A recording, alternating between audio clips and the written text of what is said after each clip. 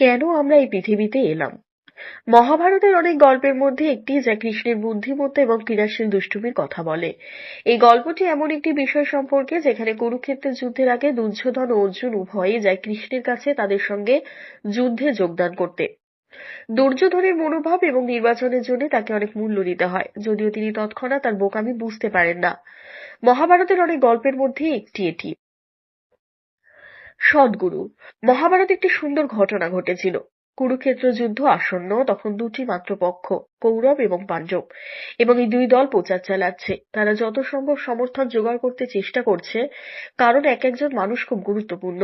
আপনি চাইবেন আপনার কাছে সর্বাধিক বৃহৎ সৈন্যদল থাকুক, কারণ যুদ্ধ কোনো নির্বাচন নয়, এটা জীবন মৃত্যুর খেলা। তারা একের পর এক সাম্রাজ্যে গিয়ে প্রচার চালালো এবং উভয় পক্ষই বিশাল সৈন্যদল জড়ো করলো। কৃষ্ণ কোনো রাজা নন, তবে তার 10,000-এরও বেশি সৈন্যের একটি প্রশিক্ষিত সেনা রয়েছে, যা প্রচুর অভিযানে অংশগ্রহণ করেছে। তার সৈন্যদল এক বিশাল সম্পদ। কৃষ্ণ তখন দুপুরের সময় ঘুমের ভান করছেন। তিনি এই রকম ঘুমের ভান করছেন কারণ যখন আপনি জানেন যে পরবর্তী পদক্ষেপটি কি এবং আপনি খেলাটিকে নষ্ট করতে চান না, তখন কিছুটা ছলনা করতেই হয়। তাই বিছানায় হাত পা ছড়িয়ে তিনি ঘুমের ভান করছিলেন। কৌরবদের মধ্যে জ্যেষ্ঠ যুদ্ধদল এসে এই ঘরে ঢুকলেন এবং দেখলেন কৃষ্ণ ঘুমাচ্ছেন। তিনি তার জাগার অপেক্ষায় বসে রইলেন।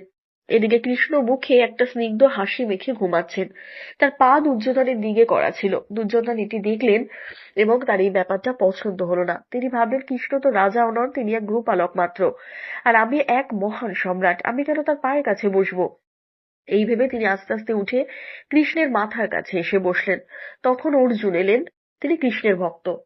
দুর্যোধন যেখানে আগে বসেছিলেন সেখানে গিয়ে তিনি বসলেন। কৃষ্ণের পা তার দিকে করা ছিল। এটি অর্জুনের কাছে আশীর্বাদের মতো। তাই তিনি সেখানেই বসে রইলেন। কৃষ্ণ কিছুক্ষণ পরে চোখ খুললেন, ঘুম থেকে ওঠার ভান করে। দেখুন, এই হলো সমস্যা। একবার ঘুমের ভান করলে ঘুম থেকে ওঠার ভানও করতে হয়।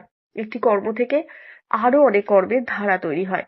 তিনি ঘুম থেকে ওঠার ভান করলেন, চোখ খুলে বললেন, ওহ অর্জুন, তুমি এসেছো? অর্জুন বললেন, হ্যাঁ ভগবান, আমি এসেছি। তারা আর কোনো কথা বলার আগেই দুর্যোধন নিজের উপস্থিতি জানানোর জন্য তার গলা বাড়ালেন। কৃষ্ণ বললেন, ওহ দুর্যোধন, তুমিও? তোমরা দুজনেই একসাথে এসেছো? বলো, কি কারণে এসেছো তোমরা? যদিও কৃষ্ণ সবকিছুই জানেন। তখন দুজনেই বললেন যে তারা যুদ্ধে তার সাহায্য চাইতে এসেছেন। কৃষ্ণ বললেন, তোমরা দুজনেই এসেছো এবং তোমরা দুজনেই একই জিনিস চাইছো। আমার বক্তব্য এটা, তোমাদের মধ্যে একজন আমার সৈন্যদলকে নিতে পারো, অন্যজন আমাকেও নিতে পারো, তবে আমি লড়াই করব না, আমি কেবল সঙ্গে থাকবো। যেহেতু আমার দৃষ্টি প্রথমে অর্জুনের ওপর পড়েছিল, সেই প্রথমে চাইবে। দুর্যোধন বলে উঠলেন, আমি এখানে প্রথমে এসেছি। কৃষ্ণ বলতেন, তাতে আমি কি করতে পারি? আমি অর্জুনকে প্রথম দেখেছি। তখন কৃষ্ণ অর্জুনকে বললেন, তুমি যেটা চাও বেছে নাও। অর্জুন বললেন, ভগবান, আপনাকে চাই। আপনার সেনাবাহিনীকে নিয়ে আমার কোনো আগ্রহ নেই। আমার শুধু আপনাকে আমাদের সাথেই পেতে চাই। কৃষ্ণ সতর্ক করলেন, আমি কিন্তু তোমাদের পক্ষে লড়াই করব না, আমি কেবল তোমাদের সঙ্গে থাকবো। অর্জুন বললেন, আপনাকে কিছু করতে হবে না, আমরা কেবল আপনাকে আমাদের সাথেই চাই। এটা দেখে দুর্যোধন দীর্ঘশ্বাস ছেড়ে বাঁচলেন এবং খুব খুশি হলেন। তিনি পাণ্ডবদের বোকা ভাবতেন, কিন্তু কখনো কখনো ভাবেননি যে এরা এতটাই বোকা যে তারা 10,000 প্রশিক্ষিত সৈন্যদের বিরুদ্ধে একজনকে বেছে নেবে। তার উপর সেই একজন মানুষটি যুদ্ধ করবেন না, শুধু পাণ্ডবদের সাথে থাকবেন, তাদের রথ চালাবেন। 10,000 প্রশিক্ষণপ্রাপ্ত সৈন্যকে না নিয়ে একজন মানুষকে নেওয়া যিনি কিনা যুদ্ধও করবেন না, এটা বোকামির চরম পর্যায়। কিন্তু সেই নির্বাচনটি সমস্ত পার্থক্য করে দেয়। যুদ্ধের পরিণতি অপর বিপুল প্রভাব ফেলে। ধন্যবাদ।